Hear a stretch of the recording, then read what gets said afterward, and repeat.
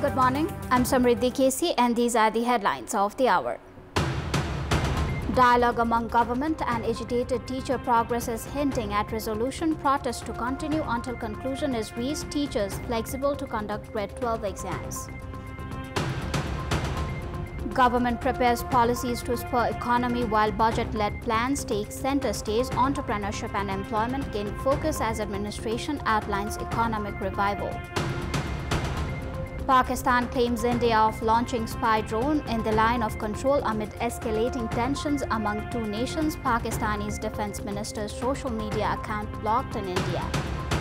And Kolkata Knight Riders defeat Delhi Capitals by 14 runs in the ongoing Indian Premier League. Delhi's chances of reaching the playoffs remain intact. The talks held late into the night between the government and the agitated Confederation of Nepalese Teachers at the Ministry of Education, Singha Darbar, appeared to be heading towards a conclusion, but no agreement was reached. In yesterday's discussion, both sides sought flexibility regarding the operation of the Class 12 examinations scheduled to begin from 4th of May. The Teachers Federation has expressed its commitment to conduct the examinations on the scheduled date. It is understood that Teachers Federation presented a 9-point demand to the government during the late-night discussions. According to a minister involved in the talks, if the demands put forth by the Teachers Federation are passed by the Council of Ministers, the Federation has pledged to change the nature of its agitation. It has been stated that the Federation's meeting to be held on Wednesday will decide on the modality of the agitation based on the government's decision. Meanwhile, while exiting after the talks, the Minister for Education, Science and Technology, Raghuji Pant, stated that the bilateral talks have moved in a positive directions and efforts are being made to reach a conclusion as soon as possible. The government is set to unveil its policies and programs this Friday with a focus on infrastructure projects aimed at reviving the sluggish economy, generating new employment opportunities and ensuring completion within 2 years. President Ramchandra Paudel will present the government's policies and programs at a joint session of the Federal Parliament this Friday. According to Minister of Industry, Commerce and Supplies Damodar Bhandari, the upcoming policies will place special emphasis on startups and entrepreneurship. The focus will also be on boosting domestic production, reducing the widening trade deficit and implementing an integrated business strategy. Minister of Physical Infrastructure and Transport Devendra Dahal stated that priority will be given into constructing a trilateral road connecting Nepal, China and India. Infrastructure development aimed at enhancing connectivity along with northern border and linking farmer products to markets will also be emphasized. Of the 18,000 plans submitted to the National Planning Commission, the budget will be allocated only to those that are feasible for implementation. सञ्चालित अहिले अधुरा अपुरा आयोजनाहरूलाई प्राथमिकता राखेर सक्नुपर्छ। सकिसकेपछि मात्रै यदि budget रह्यो भने नयाँ आयोजना छनौट गर्नुपर्छ। हामी धेरै पुराना आयोजना लिइरहेका छौं, राखिरहेका छौं, सम्पन्न गरेका छैनौं। अहिलेको हाम्रो जति स्रोत छ, जति हाम्रो क्षमता छ, त्यो क्षमता हेर्दाखेरि सञ्चालनमै रहेका आयोजनाहरू, राष्ट्रिय गौरवका आयोजना भनौं, अरु रणनीतिक आयोजनाहरू, अरु विभिन्न क्षेत्रका जुन आयोजनाहरू छन्, ती आयोजना सम्पन्न गर्नको लागि नै पनि पर्याप्त बजेट नपुग्न सक्छ। अहिले मन्त्रालयहरूलाई मार्गदर्शन गर्दा पनि अहिले सञ्चालनमा रहेका आयोजनाहरू, सम्पन्न हुन बाँकी आयोजनाहरूलाई पहिला प्राथमिकतामा राखेर आफ्नो जुन सिलिङ प्राप्त छ त्यो बजेट विनियोजन गर्ने, त्यसपछि मात्रै बजेट रह्यो भने नयाँ आयोजना छनौट गर्नको लागि निर्देशन पनि भएको छ। त्यही हिसाबले हैन नयाँ आयोजनाहरू प्रोजेक्ट ब्याङ्कमा राख्ने को लागि निर्देशन पनि भएको छ। Labour Minister Sarat Singh Bhandari has said that the policies and programs will also include a rehabilitation initiative for youth returning from foreign employment with a focus on utilizing their skills. Meanwhile, Agriculture Secretary Dr. Govinda Prasad Sarma informed that Ministry of Agriculture has proposed programs aimed at minimizing the impact of climate change on agriculture and increasing the production of staple food crops.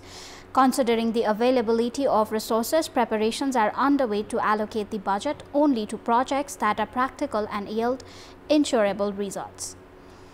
Speaker Devraj Khemire has urged all members of Parliament to be mandatorily present at the joint session of Federal Parliament, where President Ramchandra Paudel will present the government's policies and programs. President Paudel is scheduled to present the government's policies and programs at a joint session of both houses of Federal Parliament on 2nd of May at 3 p.m.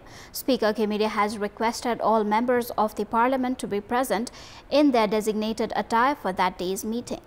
सम्माननीय राष्ट्रपति रामचन्द्र पौडेलबाट नेपालको संविधानको धारा 95 बमोजिम विक्रम सम्वत 2082 साल वैशाख 19 गते शुक्रबार दिनको 3 बजे संघीय संसदको दुवै सदनको संयुक्त बैठकलाई सम्बोधन गर्ने कार्यक्रम रहेको हुँदा प्रतिनिधि सभाका सम्पूर्ण मान्य सदस्यहरू उक्त दिनको 2:45 बजे भित्र नै आफ्नो आसन ग्रहण गरिसक्नु हुन अनुरोध गर्दछु। साथै उक्त दिन र समयमा माननीय सदस्यहरूको लागि निर्धारण गरिएको पोशाकमा उपस्थित भइदिनु हुन समेत अनुरोध गर्दछु। The meeting of the Cabinet held on 28th of April decided to request President Paudel to present the policies and programs on May 2nd. The policies and programs will need to be discussed and passed by the Parliament. After the policies and programs are passed, the government will present the budget priorities and principles. Finance Minister Bishnu Paudel will present the budget for the upcoming fiscal year 2082-83 on 29th of May. The budget presented by Finance Minister must be passed by the end of the June and will be implemented from July 17th. Meanwhile, the House of Representatives meeting held yesterday passed the Customs Bill and some Nepal Acts amendment bills. Welcome back. The opposition parties have criticized the government for not discussing the urgent public importance motion registered in Parliament to address the demands of the protesting teachers. They also accused the Prime Minister of losing the moral authority to remain in power for neglecting the teachers' demands. The major opposition party CPN Maoist Centre, along with other opposition parties, had registered the urgent public importance motion in Parliament. In yesterday's meeting of the House of Representatives, the opposition parties criticized the government for not proceeding with discussions on this motion. The chief whip of the CPN Maoist Centre, Hitraj Pandey, accused the government of not being accountable to Parliament. He stated that despite drawing the attention of the Speaker and the Chief Whip to move forward with the discussion on the motion, it was ignored. The opposition parties have demanded that the Speaker issue a ruling to the government to discuss the proposal they have put forward. Opposition MPs have accused the government of suppressing the legitimate demands of the teachers instead of fulfilling them and demanded the Prime Minister's resignation. उनीहरुका मागहरु पूरा गर्नको लागि वार्तामा ल्याएर उनीहरुका चाहिँ समस्याहरु हल गर्नको सट्टा सरकार त फेरि पानीका फोहरा अनि लाठी बुट यतातिर पो लागेको छ। दमनबाट यो समस्याको समाधान हुने होइन। आम सांसदहरुले यो विषयवस्तुमा उठाइरहेका विषयवस्तुमा गम्भीरतापूर्वक यहाँ छलफल होस्। प्रतिपक्षकै कारणले गर्दा हुन सकिरहेछन् भनेर उले आत्महत्या लिएर आफ्नो दोष प्रतिपक्षमाथि थुपाइरहेछन्। कि त यो सरकारले यी सबै कामहरु चाहिँ पूरा गर्न सक्नुपर्छ, होइन पनि यो सरकारले तत्काल चाहिँ राजीनामा दिनुपर्छ। Even the lawmakers from the ruling parties have demanded that the government address the teachers' demands and create an environment for them to return to schools. They have demanded that the Minister of Education respond to this issue in the Parliament. शिक्षक नेपाली कांग्रेसका एमालेका र माओवादीका मात्र होइनन्, सम्पूर्ण देशका हुन् र सबैलाई पढाउने शिक्षक हुन्। उहाँहरूलाई बानेश्वरको किनारमा दिनैपिछे जुलुस निकाल्ने, पानीको फोहरा खुवाउने र गीत गाउने रूपमा व्यवस्थापन नगरियोस्, तुरन्त विद्यालयमा पठाउने वातावरण सिर्जना गरियोस्। यस्तो एउटा सामुदायिक आन्दोलनलाई, पेशागत आन्दोलनलाई, शिक्षा क्षेत्रको जस्तो संवेदनशील आन्दोलनलाई सत्ता ढाल्ने विषय अस्त्र बनाउने, सरकारलाई अप्ठ्यारो बनाउने अस्त्र बनाउने, सरकार ढाल्ने र त्यसैको जगबाट आफू प्रधानमन्त्री हुने असफल प्रयत्न गर्ने, यस्ता चीजहरू बन्द हुनुपर्दछ। In the meeting, the lawmakers also drew the government's attention to the alleged mistreatment of Rashtriya Prajatantra Party Senior Vice Chair Ravindra Mishra by the police. Likewise, the lawmakers also criticized the government for not making the property details of the Prime Minister public and ministers and for not listening to the demands raised in the protest. The meeting between the government and doctors yesterday regarding the implementation of the Medical Education Commission's decision on living allowance for residence doctors ended without any conclusion due to a dispute over the doctor's rank. The Commission meeting had decided to implement its previous decision to fix the living allowance for protesting resident doctors at the level equivalent to the 8th level, which amounts to 48,737 rupees. However, the doctors expressed their dissatisfaction after the Ministry of Education issued a statement that did not mention the 8th level. The Nepal Medical Association stated that this was the reason why yesterday's discussion remained inconclusive. The Ministry of Education, claiming that an agreement had already been reached, urged the protesting doctors to halt their demonstrations and return to work. The Supreme Court has directed Nepali Congress General Secretary Gagan Kumar Thapa to submit a written response within 7 days in a contempt of court case related to his recent public remarks on delayed constitutional appointments.